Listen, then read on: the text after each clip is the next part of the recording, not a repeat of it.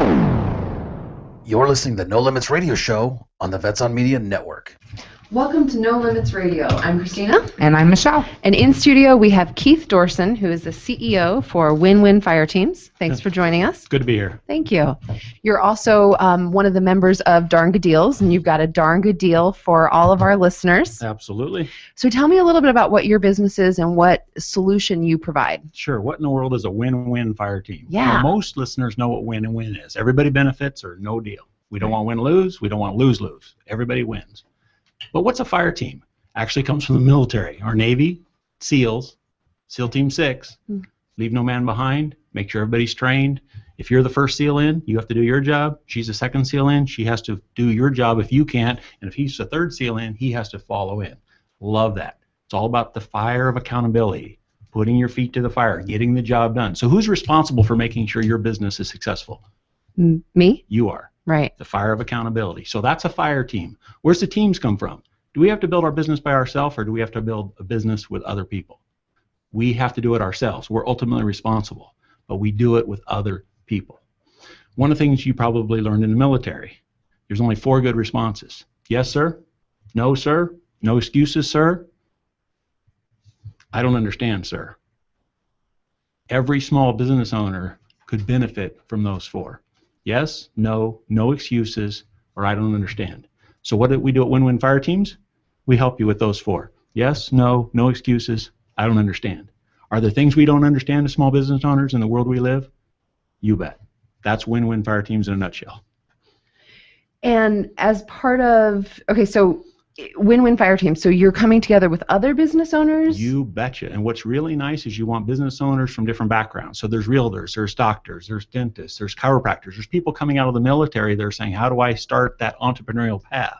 I've had excellent training, but one of the things I didn't learn is how to start my own business. Right. Or we've got people that have started businesses saying, I'm successful, I'm up to a good level, but I'm plateaued. How do I break through that plateau? I know I'm supposed to have even more success. Or we've got owners that have already been amazingly successful, but now they're on the hamster wheel and they don't quite know how to exit gracefully. How do I exit this? How do I get out and sell my business for maximum value? So it's all about building accountability, building value. Is your business worth what you think it's worth?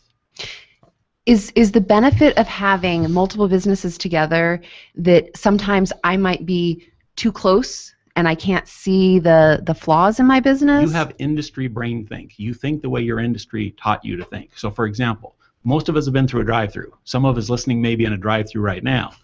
Where did the idea for a drive-through come from? Did it come from the food industry? No. No, probably the people. They stole it from another industry called banking. Somebody was passing coins through a teller, and then the fast food guy says, well, we're not as busy as we could be. What if we had a drive-through window? And now almost every restaurant has a drive-through window. They borrowed it from a different industry. Same thing when it comes to small business owners. We think we have all the answers. We need to think outside the box a little bit. So I like salsa makers, in with chiropractors, in with dentists, in with all sorts of professionals. If I had all of the same, I'd dynamically change that up a little bit. Sure. And it would be hard to have all of them the same, probably sharing honest feedback with each other. They all think the same. You want to purposely get some people outside of your area because they just look at the world a little differently. So you're part of Darn Good Deals. Yes. And what is the darn good deal that you have for everyone? The darn good deal is this country has some challenges. The Chinese have an old saying. It's actually a curse. May you live in interesting times. Would you agree we're living in some pretty interesting times? I would agree. We're living in some pretty interesting times. So we want to catch people doing things right. So the darn good deal is see what you're doing, see what your neighbors are doing. If you catch them doing something nice, let us know about it. If we agree, the discount will be significant. Really? How significant? How nice is it we caught them doing something? So I found somebody the other day out doing landscaping. I go, well, you don't have this section of land. Why are you taking care of it? Well, the landscapers keep missing it. They can't seem to find this one section of no man's land. He got his truck there 3 Saturdays in a row because I go jogging. I jog by him, and he's taking care of it. He's going to the fire team for free. Really? For free? For free. Because it's nice to catch people doing things right. So if you find people that are doing amazing things, tell us about it. If we like the story well, it'll be good for your program. It'll be good for us. I think they call that a win-win. That is definitely a win-win, and that's definitely a darn good deal. You bet. We do what I call pro bono work every year because there's people that need to have the coaching, and they say, I'm not sure where to go. That's what we're here for. Okay, so tell them where to go to connect with you and to share the feel-good story that they've You'll never seen. guess this site. It's called winwinfireteams.com.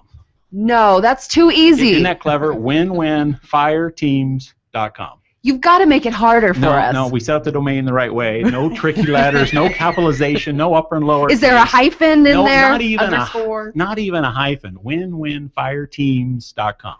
Sounds like a win-win. If you can do those 4 words, you got it. I guess the .com's required, so 5 If you words. can't spell them, he doesn't want to help you. We have There's another class for you. yeah, there's an earlier class. Yeah, before we get to the That's something else. Yeah, there's the 101, 202, 303. That's the precursor stuff.